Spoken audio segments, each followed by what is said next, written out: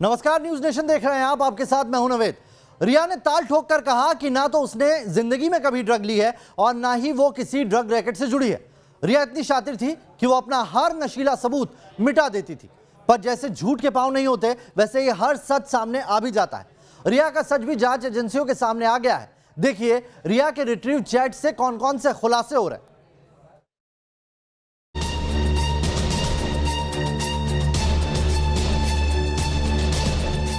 रिया चक्रवर्ती के WhatsApp chats retrieve हुए तो हर कोई हैरान रह गया। इन चैट से पता चलता है कि रिया आज से नहीं बल्कि कम से कम 3 सालों से ड्रग्स के दलदल में धंसी हुई है। रिया ड्रग्स के बारे में सिर्फ व्हाट्सएप पर बात करती थी और तुरंत मैसेज को डिलीट भी कर देती थी। रिया की पहली चैट उसके और गौरव आर्या के बीच है। देखिए रिया ने 8 मार्च 2017 यानी 3 साल पहले गोवा के ड्रग डीलर गौरव आर्या से चैट में क्या लिखा। 8 मार्च 2017 की रात करीब 8 बजे रिया ने गौरव आर्या को लिखा। इसके ठीक 1 मिनट बाद यानी 8:01 पर गौरव का जवाब आता है। गौरव ने कहा माल खत्म हो गया है। इसके बाद रिया ने पूछा क्या हम मंगा सकते हैं। अगले ही मिनट यानी 8:02 पर गौरव ने लिखा मुझे लगता है मिल जाएगा, बाहर आ जाओ। इसके अगले मिनट गौरव ने मैसेज किया कार से ही मैसेज करो और रिया ने लिखा ओके। मतलब साफ है कि जिस वक्त ये चैट चल रही थी रिया अपनी कार में ही बैठी थी। 8 मार्च 2017 को ही शाम 6:59 पर रिया ने गौरव को लिखा हर कोई जानना चाहता है। और गौरव लिखता है सुना है फ्रेश माल बहुत बढ़िया है। इस चैट से यह साबित हुआ कि रिया और उससे जुड़े लोग गौरव से ड्रग्स को लेकर बातचीत करते थे। गोवा के होटल कारोबारी गौरव आर्य के साथ रिया की इन चैट्स में ड्रग्स कनेक्शन सामने आने के बाद नारकोटिक्स ब्यूरो ने गौरव आर्य के घर और रिजॉर्ट पर छापे मारे। गौरव के होटल और घर की तलाशी ली गई लेकिन वो कहीं नहीं मिला। ईडी ने गौरव आर्य को 31 अगस्त तक मुंबई आने के लिए समन दिया है। न्यूज नेशन के पास इस समन की कॉपी मौजूद है। 2017 के बाद अब आइए साल 2019 में देखिए कैसे रिया न सिर्फ खुद ड्रग्स के दलदल में धंसी हुई थी बल्कि वो सुशांत तक कैसे ड्रग्स पहुंचाती थी। रिया के जो चैट रिट्रीव हुए हैं उनमें नवंबर 2019 में रिया और जया शाह के बीच चैट है। 25 नवंबर 2019 को शाम 4:55 पर जया शाह ने रिया के फोन पर मैसेज किया तुम्हारे लोग काफी क्यूट हैं। मैं वाटर स्टोन पर CBD ऑयल भेज रही हूँ। इसके बाद 25 नवंबर 2019 को शाम 5:06 पर रिया ने जया शाह को जवाब दिया ब्लेस यू ब्रोस्की। यानी रिया जया शाह को ब्रोस्की कहती थी। अब 25 नवंबर 2019 को ही शाम 5:53 में जया शाह का जवाब सुनिए ऑफिस बॉय वाटर स्टोन पहुंच गया है। यानी 1 घंटे के अंदर डिलीवरी भी हो गई और रिया ने सुशांत को डोज भी दे दी क्योंकि रिया इसके बाद लिखती हैं हाँ उसे थोड़ा शांत कर दिया है। जया शाह ने इसके बाद ये भी बताया कि ये ड्रग्स देनी कैसे है। जया ने लिखा CBD को 2-3 बार ले सकते हैं। ये वो वक्त है जब रिया ने सुशांत को उसके परिवार से पूरी तरह काट दिया था। सुशांत ने अपना आलीशान फ्लैट भी छोड़ दिया था। सुशांत रिया के साथ वाटर स्टोन रिजॉर्ट में रहने लगे थे। रिया ही सुशांत को इस रिजॉर्ट में लेकर गई थी। Team news nation. रिया की ड्रग्स सिंडिकेट का गोवा कनेक्शन सामने आया तो CBI, ED और नारकोटिक्स ब्यूरो को एक सिरा मिला। लेकिन इस सिरे को पकड़कर जब तफ्तीश को आगे बढ़ाया गया तो हर खुलासा चौंका रहा है। रिया का ड्रग्स सिंडिकेट दिल्ली से दुबई तक फैला हुआ है।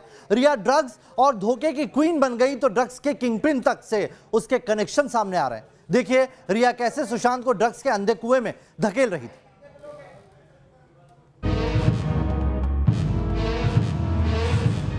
रिया की 3 साल पुरानी कॉल डिटेल से शीशे की तरह साफ है कि वो गोवा के ड्रग डीलर गौरव आर्य के न सिर्फ संपर्क में थी, बल्कि ड्रग्स के लिए लगातार उनके बीच बात होती थी। लेकिन अब गौरव आर्य के बारे में जो बातें सामने आ रही हैं, उसके बाद रिया चक्रवर्ती के इस कॉन्टेक्ट से दिल्ली, मुंबई और दुबई तक ड्रग रैकेट के तार जुड़ रहे हैं। गौरव आर्य ड्रग्स के लिए रिया चक्रवर्ती गोवा के इस शख्स पर निर्भर थी। गौरव आर्य अबू असलम कासिम आजमी के संपर्क में है। अबू असलम कासिम आजमी वो शख्स है जिसे दिल्ली पुलिस की स्पेशल सेल ने साल 2017 में ही 40 करोड़ रुपए की MDMA के साथ गिरफ्तार किया था। आजमी ड्रग्स के बड़े माफिया कैलाश राजपूत के लिए काम करता है। वो कैलाश राजपूत जो ड्रग्स की दुनिया का बहुत बड़ा नाम है। कैलाश राजपूत मुंबई और दिल्ली समेत ड्रग्स के कई केस में मोस्ट वांटेड है। दुबई में बैठकर कैलाश राजपूत पूरे भारत में ड्रग्स की सप्लाई करता है। अबू असलम कासिम आजमी ये दुबई की एक कार्गो कंपनी में काम करता था। बाद में नौकरी छोड़कर वो पहले गोवा और फिर मुंबई आ गया। मुंबई में उसकी मुलाकात हुई नशे के सबसे बड़े सौदागर कैलाश राजपूत से, और इन दोनों को मिलवाने वाला था हनीफ भाई नाम का एक ड्रग सप्लायर। कैलाश राजपूत की लाइफस्टाइल, उसके पैसों को देखकर आजमी ने भी रातों रात अमीर बनने की सोची और फिर वो ड्रग्स के इस धंधे में उतर गया। जिसके बाद उसे पता चला कि कैलाश राजपूत दुबई में बैठकर ड्रग्स का धंधा कर रहा है और फिर आजमी भी इसी धंधे में पूरी तरह से उतर गया। न्यूज नेशन के पास कैलाश राजपूत के पासपोर्ट की कॉपी है। कैलाश राजपूत का पासपोर्ट दुबई का है। पासपोर्ट में नाम है कैलाश नितिन कुमार राजपूत। पासपोर्ट में कैलाश को शारजाह का रेजिडेंट बताया गया है। ड्रग्स की दुनिया में इसे KR भी कहते हैं। कैलाश राजपूत दुबई में बैठकर ही पूरे भारत में ड्रग्स की सप्लाई कर रहा है और उसके लिए ये काम करते हैं अबू असलम कासिम, उसके बाद गौरव आर्य, दीपेश, जया शाह और रिया चक्रवर्ती जैसे मोहरे। लेकिन अब यह पूरा रैकेट रडार पर आ गया है। रिया का ड्रग रैकेट एक्सपोज हो गया और नारकोटिक्स कंट्रोल ब्यूरो ने मुंबई से 2 ड्रग पेडलर गिरफ्तार भी कर लिए हैं। Team news nation. आपको यह भी बता दें कि न्यूज नेशन ने उस शख्स को भी ढूंढ निकाला जिसने सुशांत की लाश को बेहद बारीकी से देखा था, जिसने सुशांत के जिस्म पर मौजूद उन निशानों को देखा है जिन्हें डॉक्टर्स नजरअंदाज कर गए। वो शख्स आज खुद आपको बताएगा कि कैसे सुशांत की पोस्टमार्टम रिपोर्ट में धांधली की गई। आज आप जानेंगे कि मुंबई में हुई सुशांत की मौत का गोवा से क्या कनेक्शन है और यह भी कि क्यों रिया ने सुशांत की लाश से अपने गुनाहों की माफी मांगी।